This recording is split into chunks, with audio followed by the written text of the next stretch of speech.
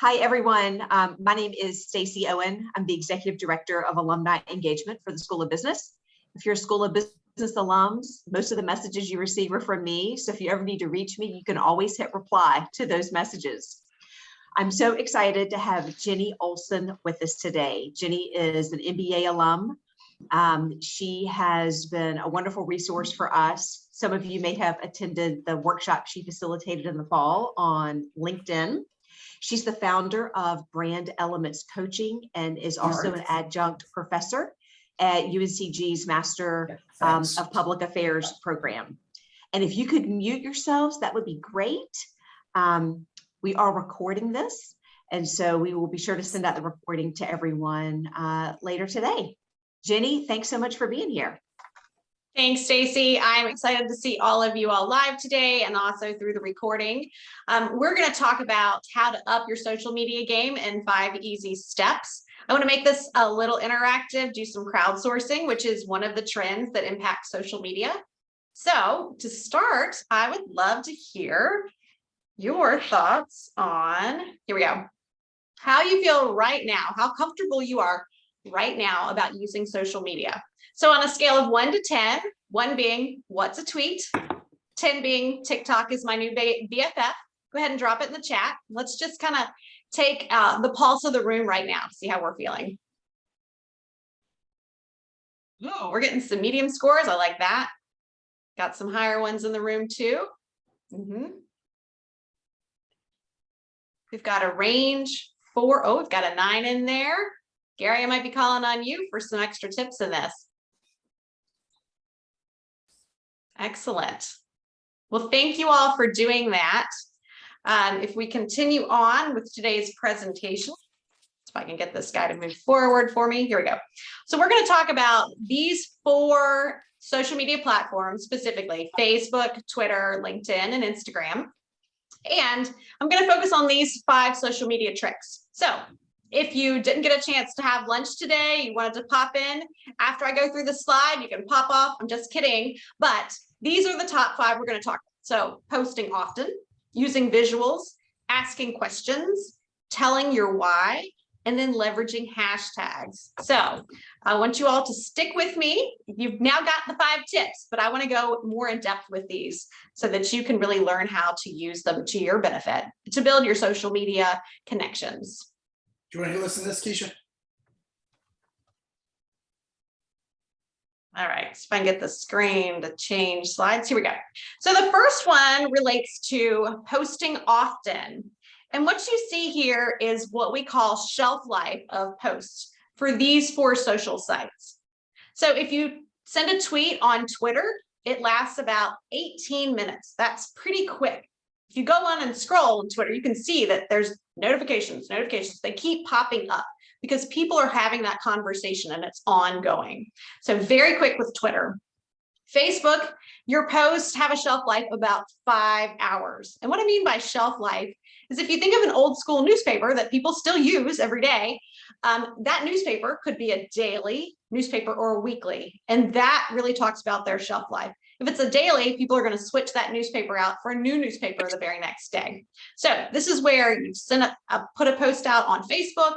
It's good for about 5 hours. And then it gets lost. It kind of disappears in the feed because other posts from other people start to show up. And we'll talk about why posting often is so crucial with Facebook in just a second. With Instagram, you have a shelf life of 24 hours. Got these beautiful images. People will see the image. They'll click through to yours, see the rest of your images. So those posts have a longer shelf life because it's a very visual, very inspirational, aspirational platform. With LinkedIn, you've got about 24 hours. And that means if you post something on Wednesday, people can look at it all day long. And then on Thursday, it's time to post something new. So if I go back to Facebook specifically, Facebook has an algorithm where they will take your post that you've put out into the feed, and they will see if anybody interacts with it within those first 5 hours. If none of your friends like, comment, or share, they start to bury it. So it's crucial that if even one person makes a comment on your Facebook page, it is crucial that you go and you respond. You start a conversation, because if they start to see interaction, Facebook will then show your post to more people that you're connected with on the platform. So you can kind of trick Facebook and their algorithms by continuously monitoring that somebody made a comment. Then you go back in and you respond to the comment. Somebody else comes and gives a comment. You respond again. After a while, your friends may say, why am I still seeing your post? And because they've commented on your post and see that, it continues to keep it very fresh within the Facebook algorithm. So that's kind of a way to trick Facebook. Facebook can also tell if you start to do a lot of the same content, if you're kind of going down a rabbit hole, and nobody is the third time you post on a specific topic and no one's reacting to it, they're not going to really show anybody the next couple of posts. So if you start to see that Facebook, your likes are starting to go down, change up your content, try something else. If we go back to Twitter, some best practices for each of these, if you wanted to be like a Twitter phenom, the best practice is to typically tweet every 2 to 3 hours. So you could tweet at 10 in the morning, about 1 o'clock in the afternoon, do it again at 5, do it again at 7, do it again at 9 or 10 that evening, kind of space them out. With Twitter, it's a very fluid conversation. It's a very global platform. People are having these conversations, and because it's so quick, you do want to kind of spread them out so you have a chance to have some of your content be noticed. And then if someone comments, again, you want to respond so it stays within the feed. With Instagram, as I said, it's very visual. So it's one of those things where if you've got that lovely picture, people will come to your feed and seek out more of that content. With LinkedIn, this is kind of a different platform. It's focused on career professionals. Many of you may already use this. With LinkedIn, if you want to post here, I recommend 2 to 3 times a week. If you've never posted, try it once a week. Just start building up a cadence and do it in the morning. So between the hours of 8 and 9 Eastern time. If you're somewhere on the West Coast, you can use a scheduler, a publishing tool. There's some free ones you could Google, and then it will post it for you. So you don't have to worry about getting up crack of dawn to do this. But if you post between 8 and 9 a.m. Eastern time, then everyone who is starting their workday, LinkedIn is kind of seen as a legit social media tool within career. So people can be doing that while they're working. So people are checking LinkedIn first thing in the morning because they feel like they can get away with that. And they're going to see your post. And then you have all day, all the way through the West Coast, close of business. So 6 p.m. for them is our 9 a.m. here on the East Coast. So you have about 18 hours to build engagement with that post for you to just check in on it every once in a while. Somebody comments, say thanks for commenting, respond. Anytime someone posts on yours, if they leave a comment on your post, your content is going to show up in their newsfeed and their friends can see it. So it's really nice to start in the morning and really build that followership all day long. So with that in mind, I'm going to pause and ask if anybody has any questions about this idea of posting and responding to play into the algorithms for each of these platforms. We do have a question. You come off mute or ask a question. Yeah. Yeah, we have a question from someone about Facebook. You referenced a 5-hour window. So if you don't respond to someone's post within 5 hours and the post gets buried, but then you respond to a comment at a later time, does the post stay buried or does it resurface? Well, that's a great question. So what's going to happen is the person who commented and then you responded to theirs, they're going to get a notification that says Stacy responded. So then they can check that in their notifications and go in and respond to you. And that will start to re-engage that. A couple of things you can do if nobody's posting is you might tag somebody in a comment who you think would be interested in that content to sort of try to engage other people. You could share it with some other folks, thought you might like to see this. I'd love to hear your thoughts on that.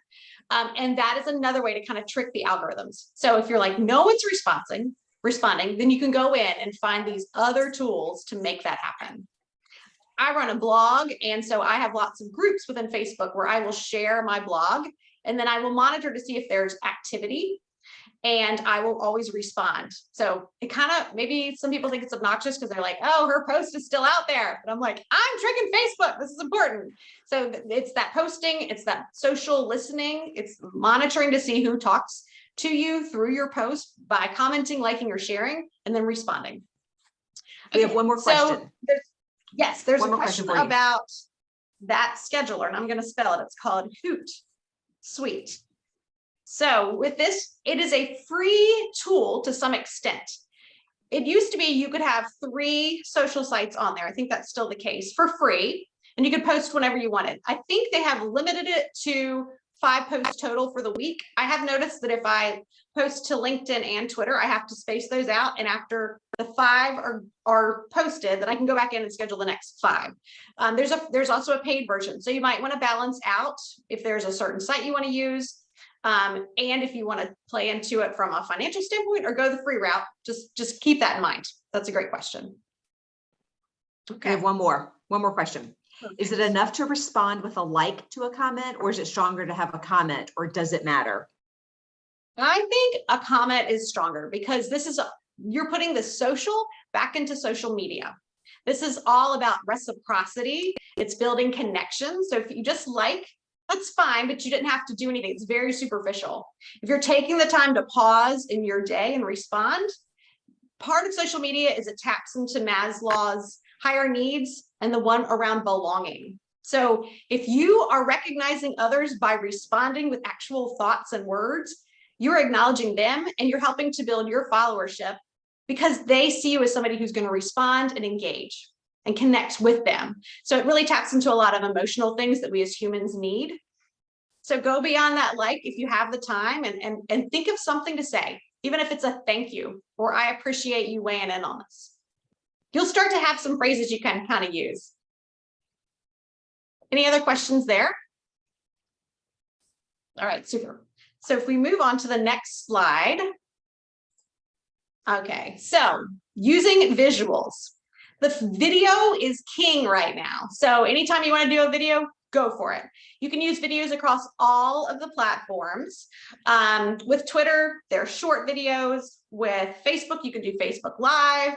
You can do Facebook Stories where you have higher visibility because it's these little circle things at the top of the feed.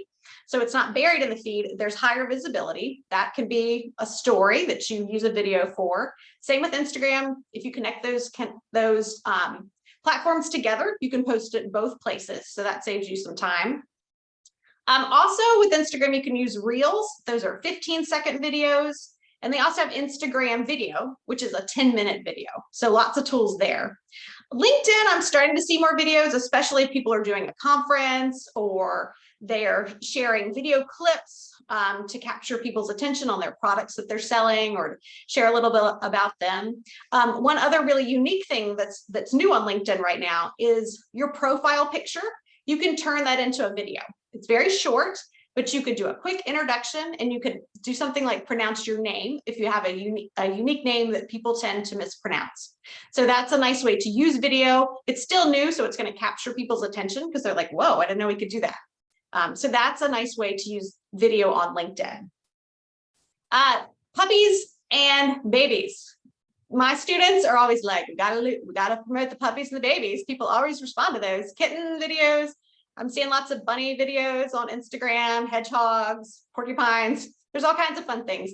This delightful little octopus here, this is a tweet from the New York Times. Sadly, octopi apparently are not as popular as baby and puppies because this New York Times post only got 2 likes. But I thought it was sort of interesting. Babies and puppies, people love pictures of children. As I said, I run a blog, and if I post an article, people are kind of like, if I post a picture of my boys, they're like, oh my gosh, they're so cute. Oh, my kids love to do that too. And that really starts a lot of engagement. So think about ways you can use photos in a way where you keep your family privacy intact. So you might do, if you have kids, or you could do your dogs instead, or flowers outside. Just keep that in mind. What is something that people are really going to see as visually stunning or emotionally compelling that will capture their attention? They will love that. Special effects and music. So this you can use across the different medium, not as much with LinkedIn, but this is interesting for TikTok. TikTok is very video heavy. There's lots of dance routines on TikTok. People do funny songs on TikTok. You can also take a static image. This is the way I use TikTok, and you can turn it into an animated image. So it almost becomes a video. You can add background color. You can add little effects, like it makes it shimmery. They'll have music clips you can add, and you can add a caption. So that's one way, it's sort of a bonus to use TikTok. But a lot of those things also apply to Facebook and to Instagram too. So keep that in mind. Background color, this is a feature in Facebook where you have a certain number of characters in your post. And if it's short enough, they'll give you the option to add color. Always do that because it makes your post larger. The color will capture people's attention in a sea of text posts. Also, if you look at Instagram, those beautiful images where people have quotes, they'll usually have a nice plain colored background behind them. And it just really aesthetically jumps off the page, off the screen. So a background color is a nice way to try to grab people's attention. The other thing with visuals, quotes, those are huge. People love those. Memes, GIFs, those are essentially animated memes. And infographics. So if you run a business, infographics are huge. It's a way to take a lot of content, complex idea, and simplify it into a nice story with some visuals that people can easily absorb your key messages. So any questions around using visuals? We have 2 questions in the chat box. All right, sweet. The first, are there restrictions about using songs or music, copyright issues? So I will say specifically with TikTok, they will suggest the songs that you use, so you can go through and pick the song out and then don't worry about the copyright because that's on them. Yes and no. If I was a copyright lawyer, I'd probably say, no, you need to go out and make sure it's a royalty-free song, that it is in the public domain. But these days, people kind of go fast and loose with that. So yeah, you can kind of interpret that response however you'd like. And then the second question, any recommendations on tools to assist with creating graphics? So Canva is a free design tool that I love and use. It's super easy to use. It even has its own built-in scheduler. So if you make the post in Canva, you can schedule it to go to the different social sites. I haven't used it for that, so I don't really know the ins and outs, but a lot of my clients love to do that. Yeah, I don't use Adobe. Canva's been awesome. So you can upload a photo, you can add captions, you can play with the fonts, you can add colors. It's pretty super easy to use. Just go in there and play around with it. That's a great one. Okay, I have one more question. Yes. Regarding frequency, do frequent posts without meaningful content, such as babies and puppies, come across as just noise? It seems like frequent posts would diminish attention to meaningful messages in the future. Any thoughts on that? Yeah, let's go to the next one because that is a nice lead in if I can get there. Okay. All right. Asking a question. How do you make your posts interesting? So if you're going to post that picture of that baby or the kitten, you want to connect it to somebody and to something that's important to you. You can ask a question. Is my kid cute? Or, oh my gosh, can you believe his clothes? Y'all, this shirt, I don't know how to get him in other clothes. Give me some tips. So you kind of do some things to take the image and make it connect to people. So you do sort of a crowdsourcing. Like when I told you guys at the beginning, I had that question out there. It could have been a picture of a bunny rabbit and I could say, hey, tell me how social media relates to bunnies in your life. I mean, that sounds kind of ridiculous, but also I have spent, I hate to admit this, 15, 20 minutes looking at bunny videos on Instagram. So you just sort of get into this place where you're like, this is really pretty. It's nice. I feel calm looking at these animals and these creatures. But yeah, people do come. If you want to build a thought leadership, there needs to be some value in what you are posting. So hopefully that I would mix it up a little bit. I tell my clients to come up with like 5 different content areas. If one of them is a picture of their kid, the next one needs to be an article or something that's going to have some depth to it. So yeah, I would definitely vary that. So asking a question, as I mentioned, this is about creating reciprocity, putting social back into social media. So you want to engage your audience so that they will talk to you, and asking a question is a great way to do that. Because like I said, especially with Facebook, you need to have that engagement within the first 5 hours. So I'm just going to show you, these are 2 posts of mine from LinkedIn. This one had 2,700 views.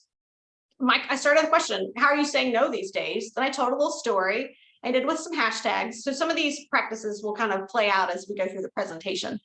But 17 comments. I mean, people love this. I didn't know how they would react, but there was something meaningful to this question. It was about how do you turn people down in a nice way?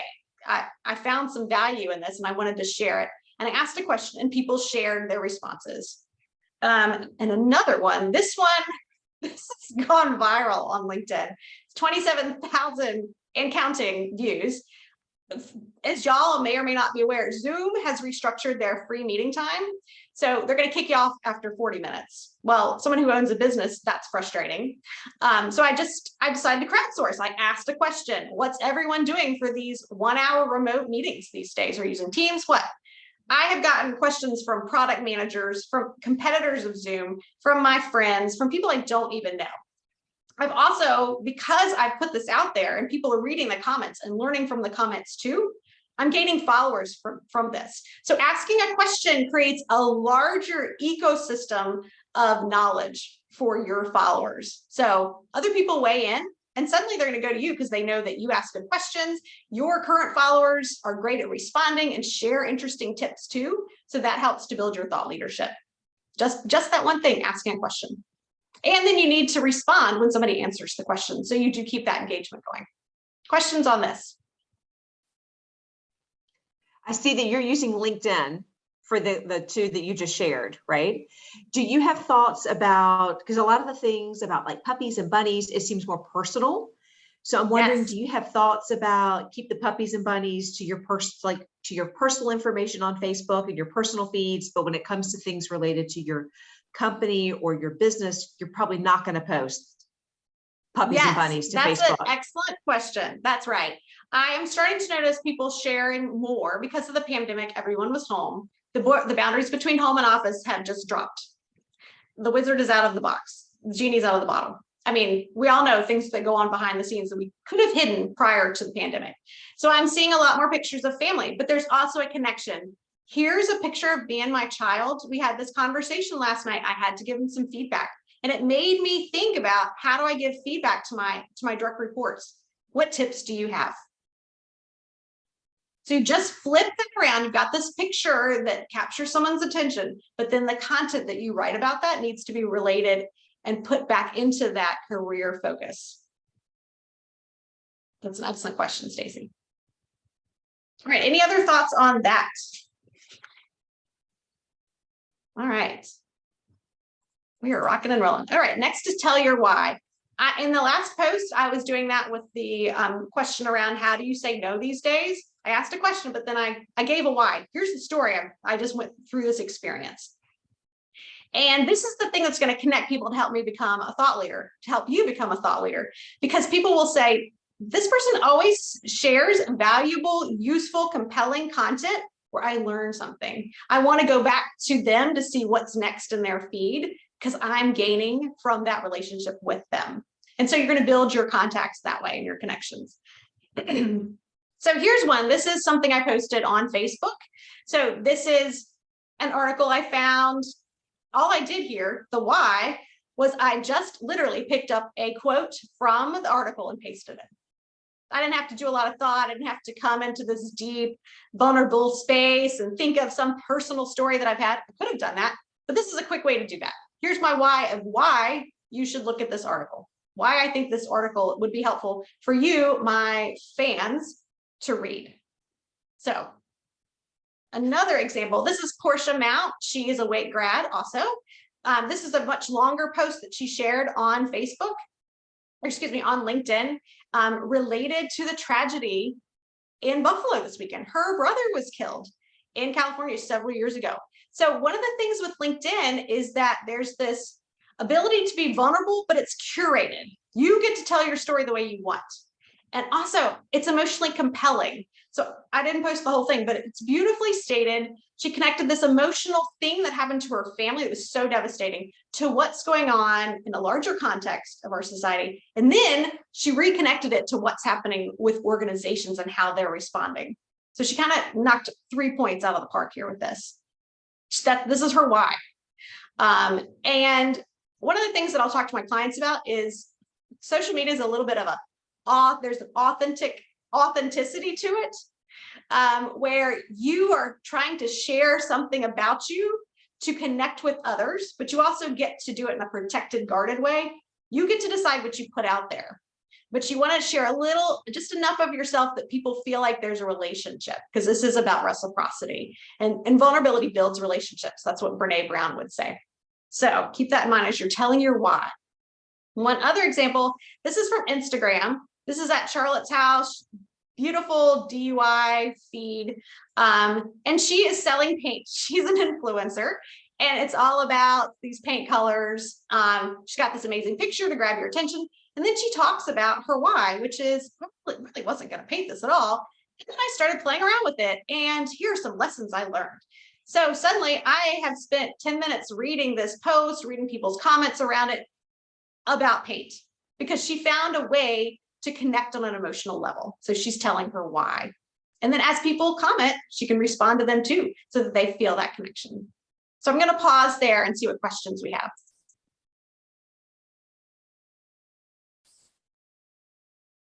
Okay.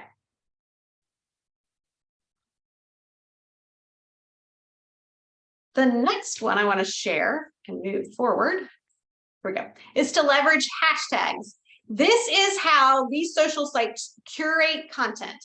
So if somebody searches for content on LinkedIn, Pinterest, Instagram, Twitter, they do it through things that are connected by hashtags. Hashtags are also used on Facebook, but it tends to be kind of a postscript, like hashtag I'm a mom that's awesome, and also I need some more coffee today. Like they'll be really long. It might be a nonsensical statement. The grammar's all funky. Whereas Twitter, it'll be hashtag mom life, and it will just be very short and sweet and to the point. If you are looking for something, they're going to, and you search on Twitter for it, they're going to serve it up to you based on any posts that have those hashtags in there, or also those keywords. But the hashtags make sure you stay within that content space. So if you want to build followership or thought leadership around marketing, when you do a post on LinkedIn, you do hashtag marketing. Then if anybody searches for marketing, your post is going to show up. They might read that post, be enticed because of the why you've shared, the good questions that you've asked, to suddenly follow you or to comment. And so you get to grow your network that way and your visibility.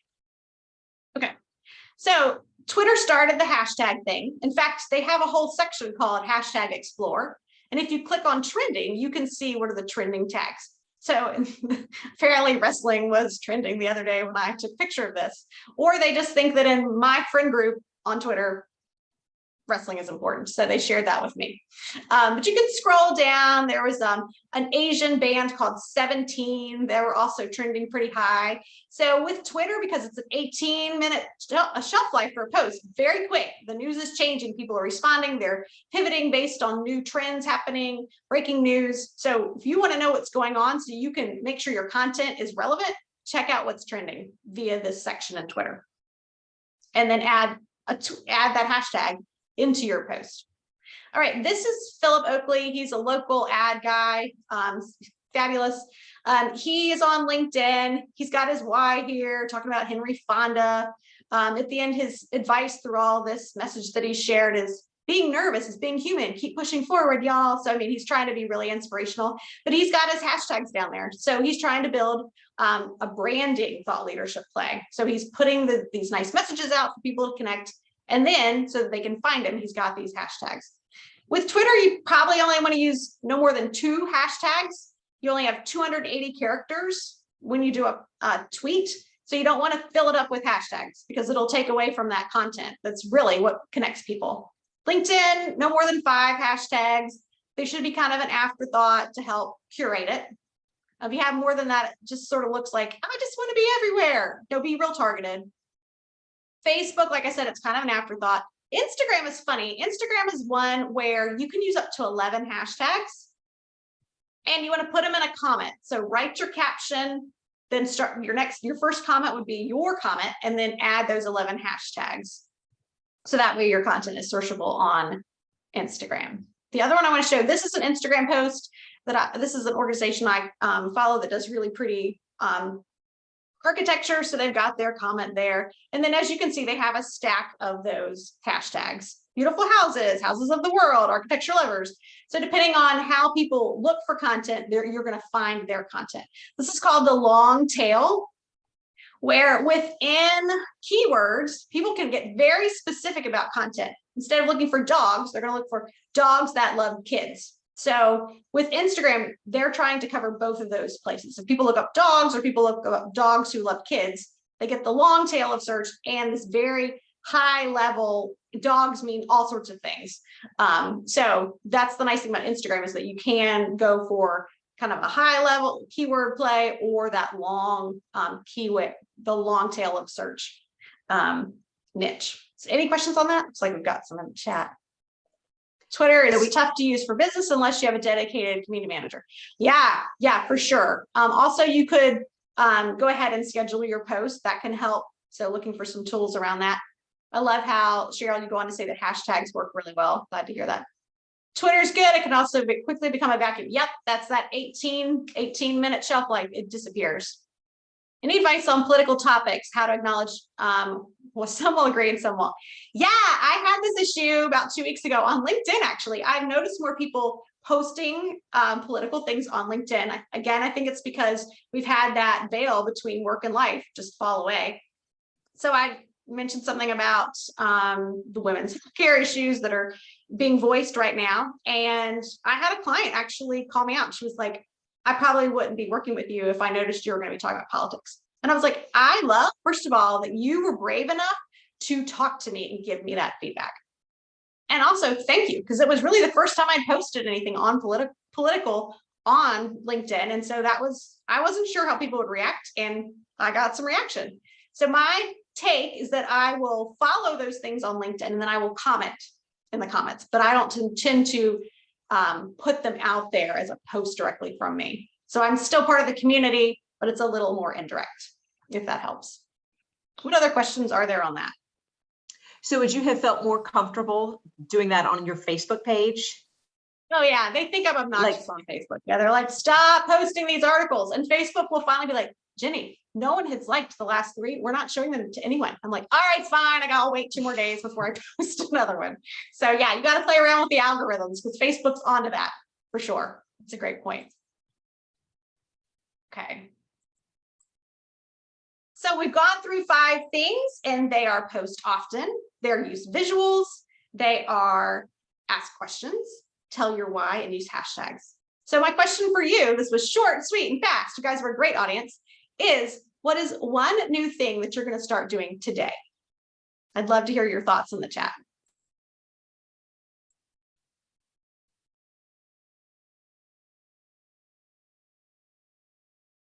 Ask more questions. Yep, I love it. More comments for sure. Keep the conversation going. That's huge. Work with Canva. Love it. Yep. Post more often than I do. Yep. Reply sooner to comments. That's great. Add music. Yeah, get in there and make it fun. People love that. Add questions for sure. Create a strategy. Oh, that's good. Yep.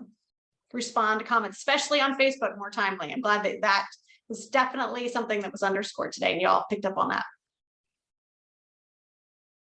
Excellent. But we're at time. I'll stick around for a minute or 2 if that's okay with you, Stacy. I didn't ask that question. And if anybody wants to come off of mute, I'm happy to stick around to answer any questions if you have anything. It's been great. Thank you all so much for being here today. And I'll give you an official on behalf of Wake Forest. Thank you so much. This is fantastic. Thank you. Thank you. And please connect with me on LinkedIn. That's my LinkedIn. And I just finished writing a book based on my class that I teach at UNCG on social media for nonprofits. So a lot of these tips are from my book, Strategic Marketing for Nonprofits. So connect with me on that if you have questions too.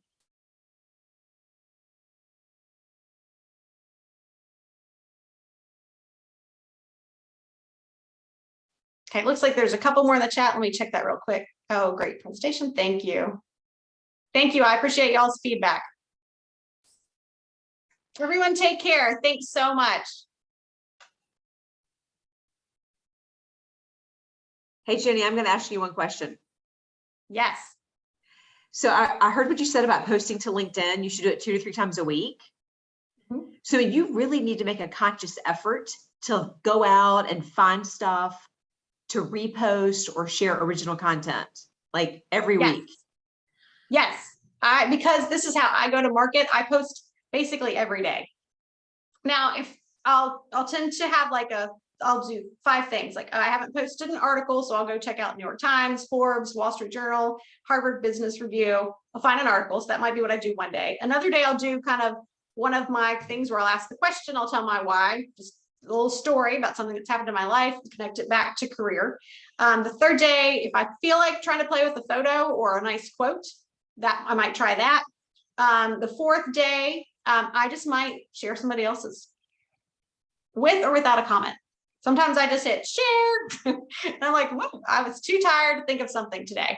But yeah, my sequence is 5 days. That's a pretty heavy. That's kind of a lot. So 2 to 3 is something to strive for.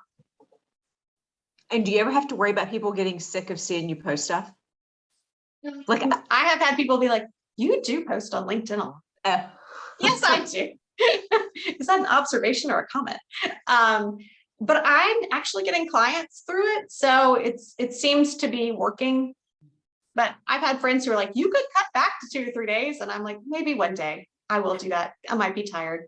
So I will say sharing other people's comments and their posts is a way of showing that you don't have a myopic view of the world, that you're aware it's a social relationship. So you resharing instead of only posting your own content is pretty crucial. So that's helpful too. You can at least hit share. Okay. All right, that's great. Question. Yes. Hi.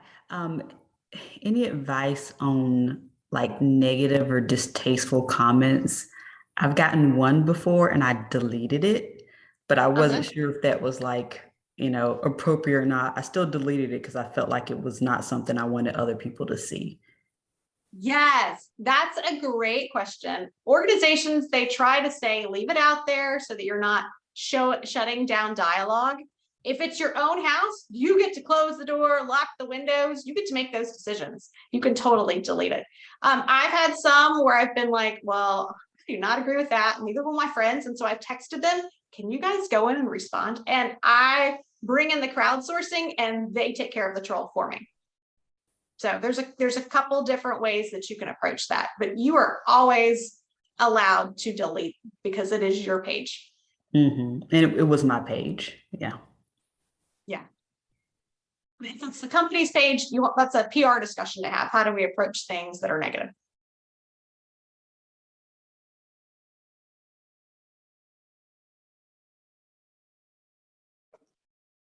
Any other questions for Jenny?